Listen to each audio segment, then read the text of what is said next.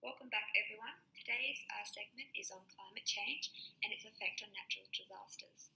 There is no debate on whether climate change is real or not, and it comes without question that our global temperatures have been increasing significantly over the past century, and that we've experienced more frequent natural disasters, ranging from flooding, hurricanes, bushfires, droughts, and heat waves.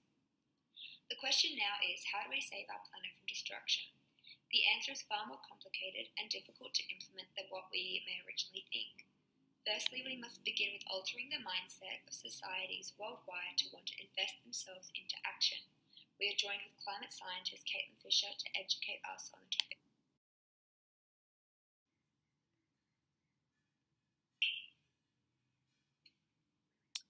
Thank you. Human activity over the past 20th century is primarily the cause of the globe's current warming, providing great concern.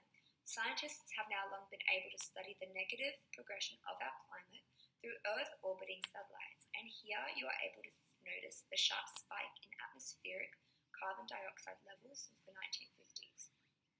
There is, however, question towards the correlation between climate change and current natural disasters, such as the California wildfires of 2018, discussed by U.S. Interior Secretary Ryan Zink in Gabriel Cannon's article for The Guardian, and that's what I want to discuss with you today.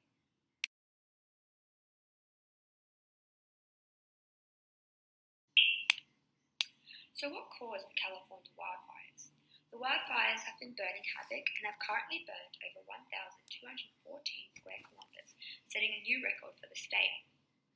Zink insists that the wildfires were not as a result of climate change, but in fact the fault of environmentalists and the restrictions on logging. While senior climate scientist Christina Dahl, alongside other researchers, claim that these ongoing aggressive wildfires are closely intertwined with global warming.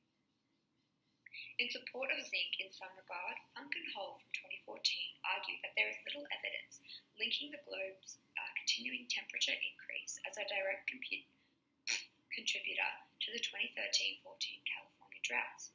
Instead, the droughts are said to be dependable on the long-term precipitation declines of California.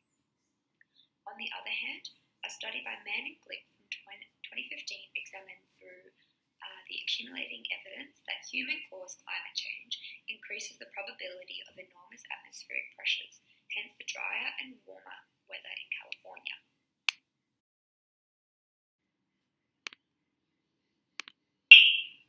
Shortly I will be going into some of the goals that will assist in keeping global temperatures below 2 degrees, alongside the tactics to implement the success of these goals. But firstly, let's look at the economic difficulties of the situation. The global consumption of fossil fuels accumulates to billions of dollars profit to countries worldwide, though there is no doubt about the hesitation of many to limit or eventually discontinue use of this non-renewable energy. On the other hand, looking at the economic losses due to dangerous weather exacerbated by climate change accumulates to over $300 billion within the past 10 years of the US alone.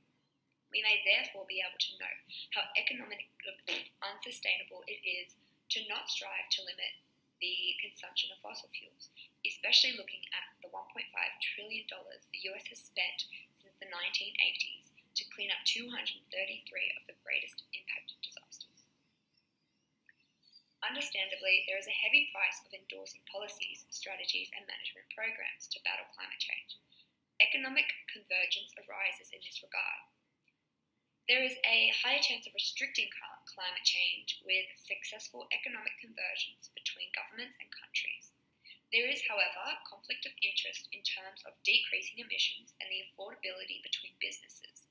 Without the complete cooperation of governments, there will always be greater concern to economic status than towards sustainability in circumstances.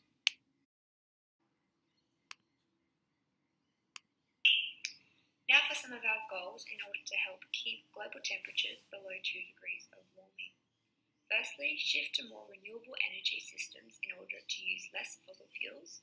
Secondly, improve education and overall awareness to encourage individual action.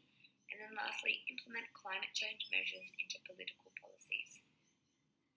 Now these goals will interconnect environmentally, economically, and socially. Here I will note some positive and negative aspects of the process of these goals. Environmentally, we will be lowering carbon emissions and greenhouse gases, but economically, we will be losing money by lowering these emissions.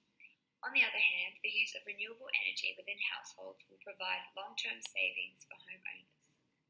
Lastly, socially, we will be introducing education programs into schools, businesses, and events to better increase individuals' awareness and proactiveness within their everyday lives.